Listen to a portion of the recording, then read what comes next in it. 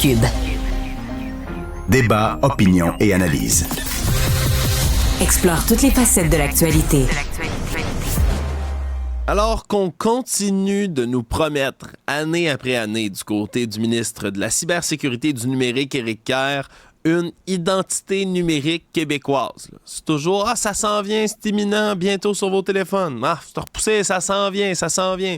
Ah, ça s'en vient bientôt. » Là, on apprend finalement que ce ne sera pas avant 2028, qu'il y a des projets qui sont mis sur la glace, que c'est encore tabletté puis qu'il y a encore des dépassements de coûts. Mais quelle surprise! Éric Parent est expert en cybersécurité et PDG de EVA Technologies. Il est avec nous pour en parler. Bonjour, M. Parent. Bonjour. Est-ce que, puis c'est une question que je me pose parce qu'on parle quand même souvent dans les médias des experts en cybersécurité comme vous. Est-ce que le ministère de la chose, de la cybersécurité, puis M. Kerr, est-ce que c'est une blague entre vous autres? Est-ce que vous riez un peu de ce qui se passe puis de cette situation-là entre vous autres? Faudrait que je reste poli, là, mais oui, on pourrait dire qu'on en rit parce qu'il y a tellement de choses qui n'ont aucune cohérence. Quand on fait les choses principalement pour des raisons politiques, ça donnera jamais des bons résultats. Comme société, on a un problème, on a besoin d'une identité numérique. Le rôle du gouvernement au niveau Québec devrait être de mettre de la pression sur le fédéral pour qu'eux autres prennent leurs responsabilités et s'assurent que le pays au complet a une identité numérique. En parallèle à ça, c'est sûr qu'on a ClickSecure, on a un paquet de services mal adaptés, avec aucune cohérence. Quand on va sur les différents sites du gouvernement, la seule chose qui a une cohérence, c'est le logo en haut dans le coin à gauche. Alors, il y a un problème à ce niveau-là. Ça, c'est clair qu'il y a un problème. Utiliser ClickSecure, c'est comme arracher une dent à chaque fois. Il n'y a pas personne qui aime ça utiliser ce service-là.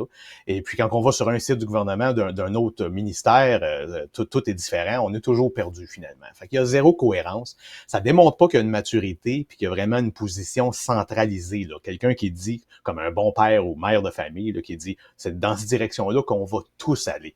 Là, c'est toujours des discours politiques. L'identité numérique, là, c'est critique. Les experts en cybersécurité l'ont dit, ça fait quasiment 10 ans. C'est critique pour notre bien-être financier. Et puis, quand on a un vol d'identité avec un dossier dans une banque, là, c'est le citoyen qui doit endurer des 6 mois à 1 an à faire le ménage dans leur dossier de crédit. Et puis ça, c'est irresponsable. Les banques devraient prendre leurs responsabilités. Puis la seule façon qu'ils vont le prendre, c'est si le gouvernement se tient la main ensemble, tous les gouvernements, pour imposer ça aux banques et puis mettre de quoi en place qui va le régler le maudit problème. En dehors de faire une application mobile là, pour mettre une certaine cohérence sur les services, puis que ça serait cool qu'on pourrait avoir tout ça sur notre téléphone, c'est l'identité numérique qui est la première chose à faire. Et puis, on est encore en train de nous parler d'un bidule cool là, pour mettre sur notre téléphone, pour avoir l'air cool et avoir l'air moderne. Ouais. Là, un des points qui est énoncé par M. Kerr pour expliquer le fait qu'on a encore des délais puis qu'on repousse encore jusqu'au calendrier grec là, ces nouvelles applications-là, il parle de manque d'expertise à l'interne. Là. Dès 2022, il dit on n'a pas l'expertise pour monter ça. Il parle de millions de dollars qui sont dépensés pour des sous-traitants. Est-ce que c'est pas anormal de voir qu'au Québec, on est à la fois un des endroits les plus avancés au monde en nouvelles technologies, technologies informatiques, intelligence artificielle, mais qu'aussi en B, on n'est pas capable dans le ministère de la cybersécurité d'avoir des expertises en cybersécurité. C'est pas incohérent?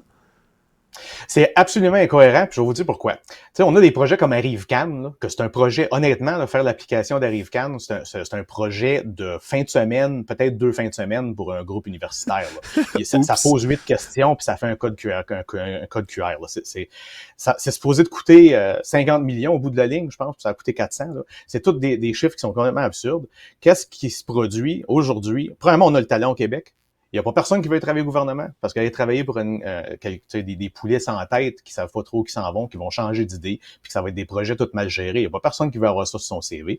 Et puis l'autre chose, c'est qu'ils payent pas. Fait qu'ils vont donner ça à l'industrie privée. Et puis ça, c'était une grave erreur parce qu'on a le talent au Québec. Alors, si on payerait les salaires que ça vaut sur le marché, qu'on se montrait vraiment une cellule d'experts pour faire ce genre de projet-là, il n'y aurait aucun problème. On a le talent au Québec. Il faut arrêter de dire qu'on l'a pas. Là, c'est ridicule de dire ça.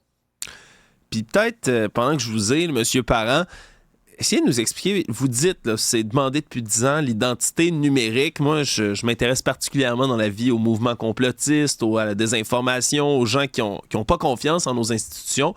c'est quelque chose pour eux qui est comme une hantise. L'identité numérique, dans leur tête, c'est le meilleur moyen de se faire contrôler, que toutes nos informations soient partagées partout. Si vous pouviez démystifier un peu l'identité numérique et expliquer pourquoi, simplement, c'est nécessaire pour rassurer ces gens-là, qu'est-ce que vous diriez? On l'a déjà, hein. On a déjà des permis de conduire, on a déjà des passeports, on a déjà une carte d'assurance maladie. Veut pas, c'est une identité potentiellement numérique parce qu'il y a un composante numérique en arrière. Quand on va à la banque aujourd'hui, ou si on croise un petit kiosque en carton qui nous vend une carte de crédit à l'aéroport, là, la personne qui est là, c'est peut-être pas la meilleure personne pour prouver à qui je suis. Alors, on peut rentrer un numéro de permis de conduire, ça peut être une fausse pièce d'identité, et puis let's go, on va avoir une nouvelle carte de crédit assignée à mon nom, et puis c'est moi qui vais être obligé de faire le ménage après.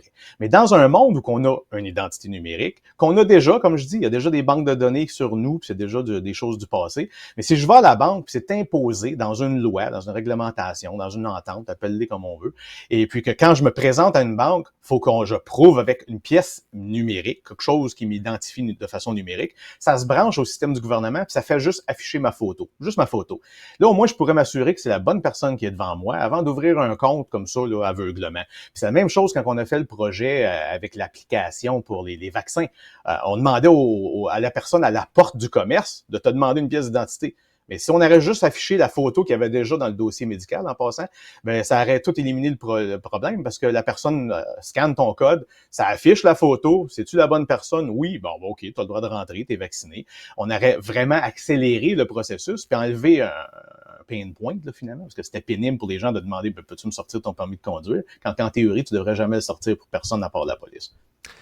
Honnêtement, M. Parent, chaque fois que je vous parle, je suis fasciné, mais aussi un peu déprimé parce que vous m'expliquez ça comme si c'était simple comme bonjour, que c'est des applications qui se font à une fin de semaine, que c'est pas trop complexe, puis qu'on a l'expertise, puis pourtant, on a un ministère de la cybersécurité qui, non seulement semble incapable de livrer la marchandise, mais en plus refuse les demandes d'entrevue parce que, et je cite l'article de nos collègues du journal, la couverture médiatique n'est pas assez positive à son goût, donc refuse de venir en entrevue. C'est assez déplorable tout ça. Merci. Éric Parent, vous êtes un expert en cybersécurité, PDG d'Eva Technologies. Merci beaucoup d'avoir été là. Toujours un plaisir. Bonne journée. Au revoir. C'est ce qui met un terme à cet épisode, un terme sur toute une conclusion. Sincèrement, j'espère que M. Kerr, même s'il n'aime pas la couverture médiatique qu'on lui fait, ouvre Cube Radio des fois pour nous écouter, pour entendre un peu aussi l'avis des experts en cybersécurité. Parce que quand tu es le ministre de la chose, je pense que tu es censé les entendre, ces voix d'experts qui viennent te le dire que ton projet, tu n'es pas obligé de le remettre jusqu'à on ne sait jamais quand. Mais tu pourrais trouver les bonnes expertises, les payer comme du monde, puis ça roulerait plus vite. Mais je ne veux pas lui dire quoi faire, hein? C'est lui, le ministre. Merci à tous d'avoir été là. Merci à toute l'équipe qui travaille sur l'émission. On se retrouve dès le prochain épisode.